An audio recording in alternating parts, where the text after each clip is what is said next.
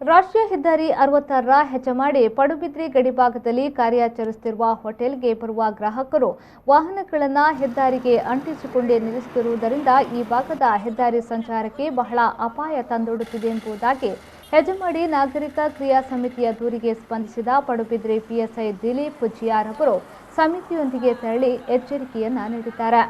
ರಾಷ್ಟ್ರೀಯ ಹೆದ್ದಾರಿ 66ರ ಚತುಷ್ಪಥ ಕಾಮಗಾರಿ ನಡೆದಿದ್ದರೂ ಕೆಲವು ಅಗತ್ಯ ಪ್ರದೇಶಗಳಲ್ಲೂ ಸರ್ವಿಸ್ ರಸ್ತೆ ನಿರ್ಮಾಣಗೊಂಡಿಲ್ಲ. ಅದಕ್ಕೆ ಪೂರಕವಾಗಿ ಹೆಜಮಾಡಿ ಒಳ ರಸ್ತೆಗೆ ಹೋಗಲು ಸರ್ವಿಸ್ ರಸ್ತೆ ಇಲ್ಲದ ಕಾರಣ ಶಾಲಾ ವಾಹನಗಳು, ಖಾಸಗಿ ಬಸ್ಗಳು, ಬೃಹತ್ ಟಿಪ್ಪರ್ಗಳು ಸಹಿತ ಎಲ್ಲ ವಾಹನಗಳು ಏಕಮುಖ ಸಂಚಾರದಿಂದಾಗಿ ಹೆದ್ದಾರಿಯಲ್ಲಿ ವಿರುದ್ಧ ದಿಕ್ಕಿನಿಂದ ಸಾಗಿ ಅಪಘಾತಗಳಿಗೆ ಕಾರಣವಾಗುತ್ತಿದೆ.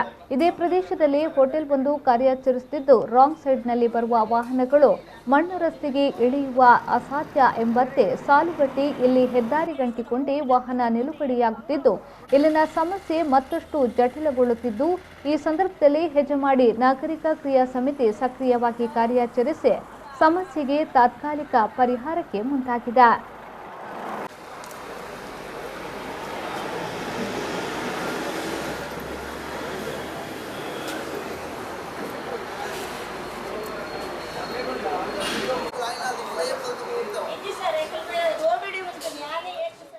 ಸುರೇಶ್ ಮಾಳ್ ವಿ4 ನ್ಯೂಸ್ ಪಡುಬಿದ್ರೆ.